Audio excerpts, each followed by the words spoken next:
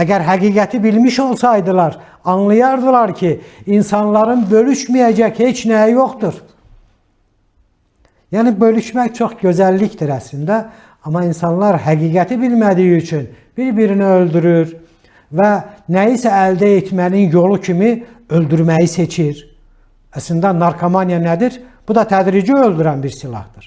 Hansısa bir gənc narkotik istifadə etdiyi üçün cəzalandırılır. Amma onu yəni bu hala gətirən sistemdir, ailə, məktəb cəzalandırılmır. Yəni bir məsuliyyət daşımır. Sizcə bu nə dərəcədə ədalətlidir?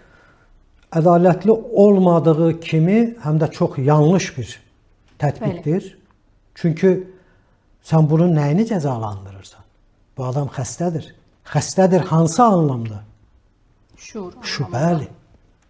Şuursal səviyyədə bu gənc xəstədir. Sən bunu həbsxanaya atmaqla müalicə edə bilərsənmi? Deməli, onun müalicəsi şuurun dəyişməsindən keçir. Necə? Həqiqəti öyrətməkdir.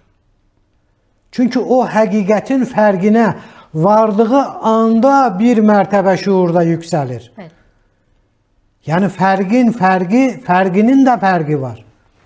Bunlar mərtəbələrdir və şuursal yüksəlmə ilə mümkün olur. Necə? Həqiqətləri anladıqca. Səndə olan qapalı pərdələri qaldırmaqla bu pərdəni kim qaldıracaq? Sən. Necə? Özünə qayıtmaqla. Özünə sual verməklə mən kiməm? Məgər mən bu dünyaya ancaq narkotik çəkmək üçün gəlmişəm? Deməli, sənin daha böyük bir missiyan var. Kamil insan olmaq. Ən yüksək zirvə budur. Kamil insan bütün dünyanı idarə edən insandır. Kamil insan qədəri yaradan və idarə edən insandır. Son hədəf budur. Kamil insan. Biz nə qayırırıq? Bilirsiniz, suallar çoxdur. Bəli. Cavablar da var. Ancaq yenə deyirəm, bu cavabları vermək bəzən insanlar üçün problemlər yarada bilir. Ancaq bugün düşünürəm ki, o gün deyil. Artıq belə bir məcburiyyət var.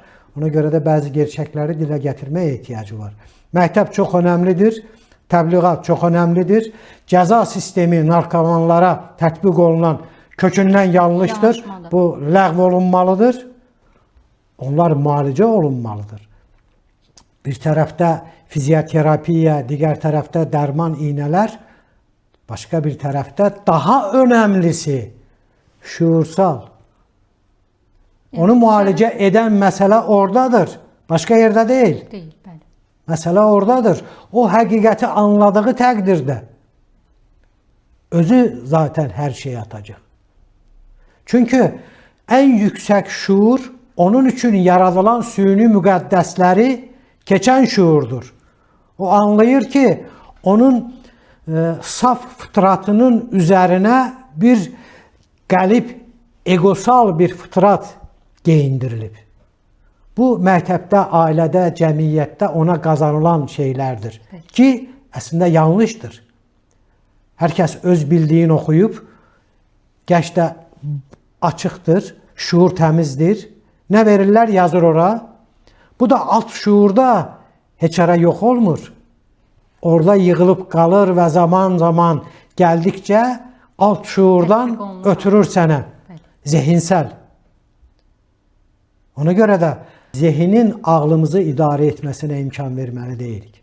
Zehinin ötürdüyü qorxu, şübhə, vəsvəsə, belə şeylərdən qaçınmağın yolu ağlı hər zaman dövriyədə tutmaqdır.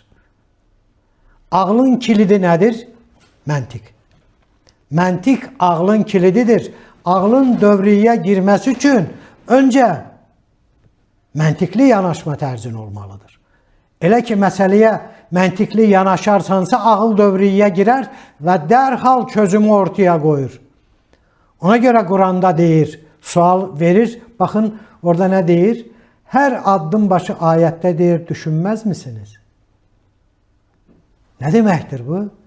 Yəni, düşünməyən ağlı Allah ağıl saymır. O statik ağıldır. Hansı ki, ağıl dinamikdir. Deyir ki, hər şeyi ağlınızın süzgəcindən keçirməmiş davranmayın. Biz ağlımızı ikinci dərəcəli mövqeyə, necə ki qadınları ikinci dərəcəli mövqeyə çəkirik, eyni Yəni bu- yanlışları burada da edirik. Yəni burada hamı məsuliyyət daşıyır. Çünki qlobal bir problemdir. Cəmiyyətdə yaranan bir Cəmiyyət problemdir. bütövlükdə dövlətin özü, çünki yanaşma tərzi burada tapılmalıdır və təməlli yanaşmadır. Və burada da yanaşma tərzi sizin dediyiniz bütün nəticə yönümlü tətbiqlərdən fərqli ən çətini şuursaldır. Bilirsiniz, insan şuuru, ağlı bir svetofor işığına bənzəyir. İnanın ona tək həqiqəti söyləyən kimi dərhal ağlınızdakı yaşıl işıq svetoforda yanır. Dərhal insan həqiqəti hiss edir. Bu doğru dedi. Bunun dediyində böyük bir həqiqət var. İnsan bunu hiss eder.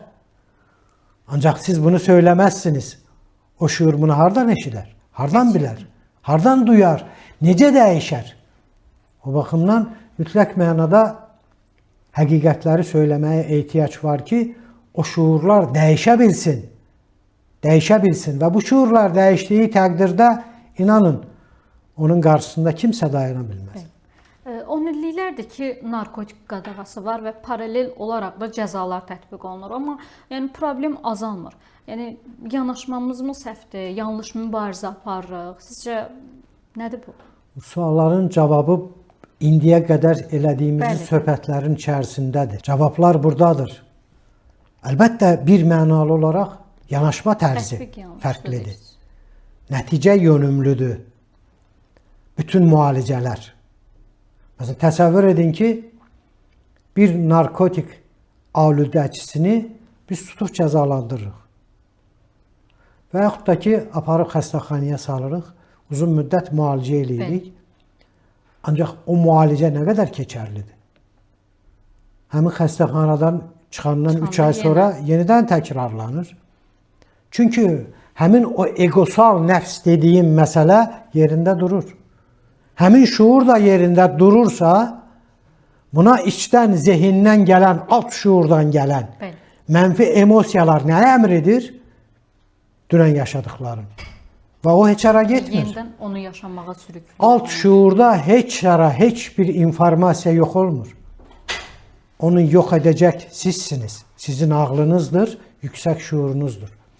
Buna görə yanaşma tərzi mütləq mənada dəyişməlidir. Tək Azərbaycanda deyil, qlobal səviyyədə. Bugün dünyada, qlobal səviyyədə dünyanın ən böyük problemi nədir? Ədalətin olmaması. Yəni, ədaləti bugün soruşsanız, Amerika Birləşmiş Ştatlarının prezidenti Donald Trump'dan soruşsanız ki, ədalət nədir? Özünə məxsus bir cavab olacaq. Eyni şeyi Avropa Birliyi ölkələrinin liderlərindən soruşsanız da eyni cavab alacaqsınız. Ancaq ədalət sistemində yanaşma sadəcə cinayət və cinayətkarı deyil, məsum və məsumiyyəti araşdırıb tapmaqdır. Problem buradadır. Ədalət nədir? Ədalət hər kəsə haqqını verməkdir. Haqqı ilə haqqını verməkdir. Baxın, problem buradadır. Biz hər kəsə haqqını veririkmi? Əgər verirdiksə, onda bu müstəmləkə hardan çıxdı? Biz başqasının haqqını özümüzün haqqı kimi hesab etdiyimiz zamana qədər ədalətdən söhbət ola bilməz. Və ən nəhayət, bəzən şikayət edirik ki, ədalət yoxdur. Ədalət dediyiniz hardadır? Sizin içinizdə. Sizdə olmayan ədalət cəmiyyətdə ola bilməz. Ola bilməz. Çünki bu aləm sizin üçün dediyim kimi aynadır. Sən öncə ədaləti burada yarat. Bax gör, ədalət varmı, yoxmu? Ona görə də ədalət dediyiniz öncə sizdədir. Baxacaq ola biri varsa özünüzə baxacaqsınız. Ədaləti bərpa etmək istəyirsinizsə, öncə özünüz ədalətli olacaqsınız. Ondan sonra hər şey ədalətli olacaq. Ona görə də ABŞ-ın yaratdığı ədalət İranda bu cürdür. İran rejiminin yaratdığı özünün küçələrdə güllələdiyi insanlardır ki, ədalət adına ortada heç nə yoxdur. İsrailin Qəzzada yaratdığı ədalət budur, adı zülümdür. Bunun adı ədalət deyil. Bunun tam ziddidir. O baxımdan dünyada problem var. Məsələn, Rusiya, NATO böyüyür, Rusiya sərhədlərinə gəlir deyə Ukraynada uşaqları oğurlayıb öldürmür. 5 ildir müharibə gedir. Və Prezident Putin hesab edir ki, o ədalətlidir. Tası sual versən, ədalət bunun arasındadır. Yəni, prezidentlər, o cümlədən Putinlər, Donald Trumplar, Netanyahular, İranda mövcud olan hakimiyyətlər bir sualı verməlidir. Siz nə üçün varsınız hakimiyyət? Yaşatmaq üçün. Baxın, öldürmək üçün deyil, yaşatmaq üçün. Yəni, dövlət nə üçün? Türklər nə deyir? Deyir, insanı yaşat ki, dövlət yaşasın. Yoxsa insanı sən yaşatmayandan sonra dövlət necə yaşaya bilər? Çünki dövlət cəmiyyət üçündür, xalq üçündür. Dövlət xalqı qorumaq üçündür. Onun təhlükəsizliyini təmin etmək üçündür. Rifahını təmin etmək üçündür. Sualların cavabı buradadır, qızım. Yəni şübhəsiz narkomaniya o yerdə daha çox yayılır ki, oradan narkotik əldə etmək problem olmur. Yəni Azərbaycanda narkotik istifadəçilərin artmasında bu faktor rol oynayırmı? Çox ciddi, əlbəttə ki. İntihası mühit buna uyğundursa, bu daha sürətlə yayılır. Məsələn, bu narkotik göydən gəlmir ki. Bunu konkret gətirən adamlar, insanlar, şəbəkələr var. O şəbəkələrin tərkib hissəsi olan hər bir ölkədə başqa şəbəkələr var. Hətta strukturlaşmış şəbəkələr var. Bu Azərbaycanda da belədir. Bir də bu yöndə düşünmək lazımdır. Yəni mübarizə vasitələrindən biri də həm də budur. Yəni əgər narkotiklər küçələrdə meydan suluyursa, hətta məktəblərə, şagirdlərin cibinə qədər yol tapa bilibsə, bu artıq bəla deməkdir. Özdə ciddi bəla deməkdir. Çünki gənclik bizim gələcəyimizdir. Bu baxımdan əlbəttə ki, bunda dövlət səviyyəsində özdə ən ciddi, özü də hesabatlı, özü də ən şəffaf şəkildə mübarizə aparılmalıdır ki, bu bəla Azərbaycanda olmaz. Yəni, hər şey insanın özündən başlayır. O baxımdan mən bu verilişin başlanğıcında da dedim ki, bu təqdir olunası layihədir, ancaq yetərli deyil. Mən dediyim ki, bu məsələ böyük fundamental araşdırmalar, strukturlaşmış olan bir mərkəzə çevrilməlidir. Burada sadəcə verilişlər aparmaqla deyil, eyni zamanda burada mütəxəssislər, psixoloqlar, eyni zamanda həqiqətin harda olduğunu bilən insanların varlığına ehtiyac var ki, o insanlar şagirdlərlə məktəblərdə təmas etsinlər. Biz xatırlayıramsa, qızım, sizinlə Bakı Dövlət Universiteti tələbələri ilə biz görüş keçirdik. Mən orada tələbələrimizin nə qədər səmimi və həqiqətə sözün əsl mənasında ac olduğunu gördüm. Bu hardan qaynaqlanır? Çünki biz gəncliyə həqiqəti vermirik. Hardan duymalıdır? Ona görə suallar yağdı, çox maraqlı suallar ortalığa çıxdı. Ancaq zaman məhdudiyyəti deyiləcək bir anlayış da var. Demək ki, bu görüşləri, bu sualların miqyasını artırmaq, məktəblərə getmək, şagirdlərə görüşlər, eyni zamanda həqiqətləri söyləmək, təbliğata ehtiyac var. Bu efirdən, saytlardan, informasiya kanallarından, televiziyadan, ailədən, məktəbdən, cəmiyyətdən övladlarımız bu cür həqiqətlə əhatə olunmalıdır. Belə olduğu təqdirdə sizcə bizim gəncliyimizin qarşısına durmaq olarmı? O yüksək şuurun. Yəni dünyanı idarə edəcək bir şuurdan söhbət eləyirəm. Bugün dünyada, inanın ki, natiq mir olaraq mən bunu deyirəm, ola bilsin kimlərsə tənqid eləyə bilər. Bugün dünyada dünyanı idarə edə biləcək, dünyada ədaləti bərqərar edə biləcək ən yüksək şuur sual olunsa kimdir? Mən türk şuuru deyərəm.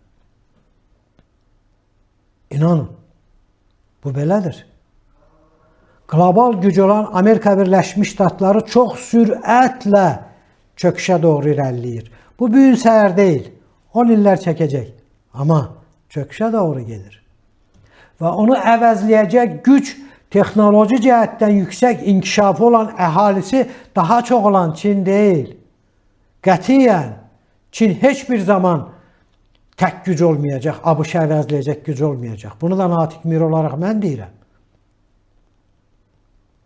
Onda bu əvəzləyəcək güc kimdir? Türk şuurudur. İnanın, Türkiyə, Azərbaycan, bütün Türk Cumhuriyyətləri, nəticə etibarilə Turan, budur şəkillənmiş gələcək dünyanın formulası. Ən böyük güc dünyanın göbəyində yerləşən Avrasiya. Avrasiyada, bu coğrafiyada dominantlıq edən etnos kimdir? Türklərdir. Mən dünən ya sıra gün Qazaxıstanın prezidenti Tokayevin Qızıl Orda haqqında fikirlərini oxudum. Çox xoşuma gəldi. Qızıl Orda başlanğıçlardan biridir. Türk şuurunun min illər xanədənlik yaradıb dünyanı idarə etdiklərini bilirik. Bugün dünya gücü olaraq hava atan bir Rusiya var. O Rusiya ki 300 il Qızıl Ordanın əsarəti altında qalıb Qızıl Ordanın Türk xanımlarına xərac verirdilər. Bugün artıq nə baş verir? Yəni bu son deyil. Çox adam fikirləşir ki, dünya şəkillənirsə bu sona yaxınlaşırıq. Deyil. Biz başa yaxınlaşırıq. Hardan gəlmişdiksə ora qaydırıq. Dünya fırlanır, eləmi? Bəli. Hansı nöqtədən tərpənmişiksə eyni nöqtəyə gəlirik. Demək ki, dünyanın bir Türk şuuruna ehtiyacı var. Azərbaycan prezidenti də bunu demirmi? Bəli. Azərbaycan prezidentinin o günkü müraciəti də bunu deyirdi. Açıq şəkildə bütün dünyaya, Türkistanda dünyanın gözünün içinə baxa-baxa dedi. Əslində onun demədikləri dediklərinin içərisində müqayisədə çox böyükdür. Arxada gizlənir. Mən dediklərim onun demədiklərinin şifrəli çözümüdür. O baxımdan vallahi deyiləcək bir şey yoxdur. Ona görə hər kəs, mən bütün türklərə müraciət edirəm. Bütün türklərə özünüzə qaydın. Türklər özünüzə döndüyü təqdirdə ən böyük olur. Biz Avropa Birliyinin yanında o ittifaqlara daxil olmaqla 28-ci, 108-ci yedək olmaqdansa Turanda birinci olun. ABŞ-ın yaratdığı konfigurasiyanın içərisində bir figur element olmaqdansa özünüz olun. Türk şuuruna yaraşmaz ki kiminsə böyründə dursun, yanında dursun. Əgər yanında durulacaq birisi varsa onlar gəlib Türk'ün yanında durmalıdır. Çünkü bu dünyaya veriləcək bir ədalət varsa o Türk şuurudur. Baxın, bütün dünyada müharibələr gedir. Bugün sülh üçün əsas çalışan dövlətlər kimdir? Qardaş Türkiyə, bəli, Azərbaycan, hansısa anlamda Azərbaycan və Türkiyənin əli daşın altındadır. Çalışırlar ki, müharibələr bitsin. Pakistan da qardaş dost ölkədir. Bəli. Bugün ABŞ-İsrail-İran müharibəsində əsas vasitəçi olaraq Pakistan çıxış edir. Türkiyə əsas koordinatordur. Azərbaycan prosesin içərisində bilavasitə yer alıb. Fikir verirsiniz. Hanı bəs qlobal güc olan Çin, Avropa Birliyi, ehtiyat valyuta rezervlərində avro 20% təşkil edir. Hanı Avropa Birliyi görürsünüz siz? Amma Türkiyə var. Azərbaycan var. Bu göstəricidir. Bu yol xəritəsidir hər kəs üçün. Narkoticarətin əlində olan milyardlarla çirkli pullar dövlət təhlükəsizliyinin əleyhinə necə işləyir? Əlbəttə ki, narkokartellər bütün dünya dövlətlərində böyük şəbəkə gücüdürlər. Bu vəsaitlərin, böyük vəsaitlərin, maliyyələrin olması cinayətkar qruplaşmalar yaratmaqla bərabər həm də siyasi sistemə hökm edirlər. Hökumətlərin formalaşdırılması, hakimiyyətlərin başına kimin gəlməsi, kimin getməsi, dövlətin, siyasətin formalaşması narkokartellərin iradəsindən asılı vəziyyətə düşür. Təsəvvür edin ki, bir geri zəkalı bir narkokartelin milyardlarla vəsaiti var və dünyanın və yaxud böyük bir regionun idarə olunmasına iddialıdır. Sizcə dünya nə vəziyyətdə olar? İstədiyi zaman müharibəni başladır, istədiyi zaman müharibəni bitirir. Ölən kimdir? İnsanlar. Özdə məsum insanlar. İnsanlığın gələcəyini məhv edən kimdir? Həmin narkokartellərdir. Yəni bu insanlığa xidmət etmirsə, bu maliyyələr insanlığı məhv edən prosesə xidmət edir. Ona görə Donald Trump'ın narko kartellərə qarşı bir başlatdığı mübarizə var. Nə qədər səmimidir bilmirəm. Ancaq bu çox gözəl bir fikirdir. Ən azından bu bataqlığı qurutmaq üçün çalışır. Düzdür, o da həqiqətin harda olduğunu bilmir. Amma ən azından bu cür dəli dolu bir insan var. Venezuela'da, Meksika'da, qonşu İranda bu narkotiklər İrandan gəlir, Əfqanistandan gəlir, İrandan gəlir bura. Yəni bütün dünyanı zəhərləyən bir şuur var. Eyni zamanda uzun müddət mövcud rejim İrandakı bu narkotikadan çox böyük maliyyələr əldə ediblər. Hətta qeyri-rəsmi rəqəmlərə görə bu rəqəm 50 milyard dollara qədər ildə qalxa bilir. Bu 50 milyard bilirsiniz nə deməkdir? Azərbaycan gəncliyinin məhvi deməkdir. Sizin sualınızın cavabı da buradadır. Yavaş-yavaş biz artıq verilişimizin sonuna yaxınlaşırıq. Sonda bir ziyalı kimi narkotika meyilli olan yeniyetmə və gənclərimizə, onların ailələrinə, yaxınlarına nə demək istəyərdiniz? İlk sözüm onların valideynlərinədir. Öncə analaradır. Ananın övladı ilə olan bağı və bu sirri kimsə əl aça bilməyib. Yəni bu bədənsəl bir bağ deyil. Bu içdən gələn daha dərinlərdə, yəni şuur altında, daha dərinlərdə olan bir bağdır ki, hər zaman ana öz informasiyalarını rahatlıqla övlada ötürə bilir. Ancaq ananın xoşbəxt olmasına, yəni qadının xoşbəxt olmasına ehtiyac var ki, övlad da xoşbəxt olsun. Və buradan başlayır. Hər şey buradan başlayır. Ona görə mən bütün erkəklərə, dövlət institutlarına, eyni zamanda ailə komitəsi deyiləcək bizim bir komitə də var. Düşünmürəm ki, onlar bu cür fundamental məsələlərlə məşğuldurlar. Ancaq zamanı çatıb olsalar yaxşı olar. Yanaşma tərzini dəyişsələr daha yaxşı olar. Eyni zamanda bu cür təbliğat kanallarına dəstək versələr daha yaxşı olar. Bundan sonra ailə, eyni zamanda gənclik. Gəncliyə sözüm nədir? Sizi formalaşdıracaq olan sizsiniz. Hər şeyi genetikin üzərinə atmayın. Genetik önəmlidir. Gendən verilən informasiya. Amma şuuru dəyişdirəcək olan sizsiniz. Şuur yüksəldikcə genetik informasiyanı siz, yəni yanlış gələn genetik informasiyanı, xəstəlikləri yarıda qoya bilirsiniz, onu adlaya bilirsiniz. Demək ki, məsələ şuursal məsələdir. Burada məsələ önə çıxan nədir? Araşdırın, dayanmayın, durmayın, özünüzə sual verin. Mən kiməm? Hansı missiya ilə varam? Sən bu dünyaya, varlıq dünyasına yeyib içmək üçün gəlməmsən.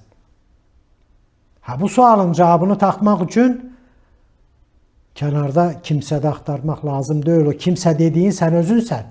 Çünki aləm sənin üçün bir aynadır. Hara dönmək lazımdır? Özümüzə. Özünə hər sualın cavabı buradadır.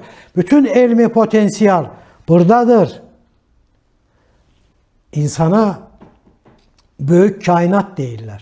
Çünki kainat dediyiniz anlam insanın şuurunda yerləşir. Demək ki, insanın şuuru kainatdan çox-çox böyükdür. Hər şey sizdədir. Ona görə yetinməyin. Məktəbin, universitetin verdiyi ilə yetinməyin. Bunlar çox azdır. İnsan olmaq üçün daha çox azdır. Bəli. Özünüzü formalaşdırın. Çünki bu dövlət sizindir. Bu dövlətə sahib çıxacaq sizsiniz. Sabahı yaradacaq olan da sizsiniz. Xoşbəxt Azərbaycan yaradacaq da sizsiniz. Turanı yaradıb idarə edən də sizsiniz. Və ən nəhayət dünyaya ədalətlə hökm edən də sizsiniz. Yox, əgər siz özünüzü bu səviyyədə görmürsünüzsə, onda siz özünüzün məxsus olduğunuz qiyməti, dəyəri vermirsiniz. Ona görə də özünüzü öncə dəyərli bilin, çox dəyərlisiniz. Və sizdən başqa dəyərli heç nə yoxdur. Hər şeyin mərkəzi sənsən, sənsən, izləyən insan. Hər şeyin mərkəzi sənsən.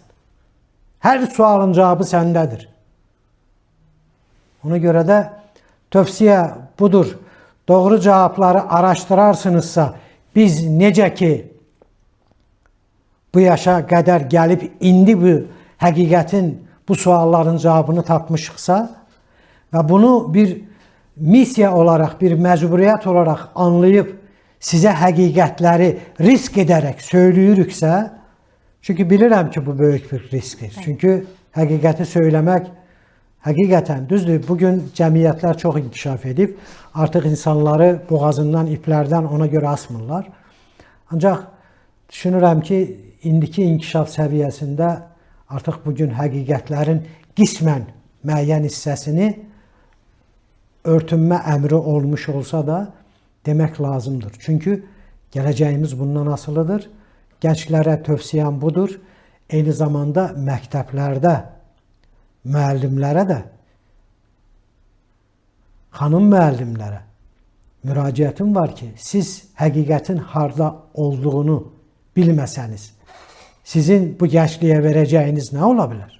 Demək ki, bir də bu məsələ fundamentaldır. Ona görə müəllimlərin təhsil olub sözün əsl mənasında hoca ola bilməsi üçün həqiqətləri bilməsinə ehtiyac var. Yəni, müəllim özünü formalaşdırmalıdır ki, nəsə tələbiyə, şagirdə verə bilsin. Buradan başlayır proses. Ondan sonrası artıq texniki məsələdir. Çünki siz yüksək şuur təlqin elədiyiniz, formalaşdırdığınız təqdirdə o gəncliyin qarşısına kimsə dura bilməz. Artıq gəldik, çatdıq verilişimizin sonuna. Natiq bəyə bir daha gəldiyinə görə və bizimlə maraqlı söhbətinə görə təşəkkür edirik. Siz də, hörmətli izləyicilər, efirimizi bəyənməyi, öz fikirlərinizi yazmağı unutmayın. Sağ olun, sağlıqla qalın.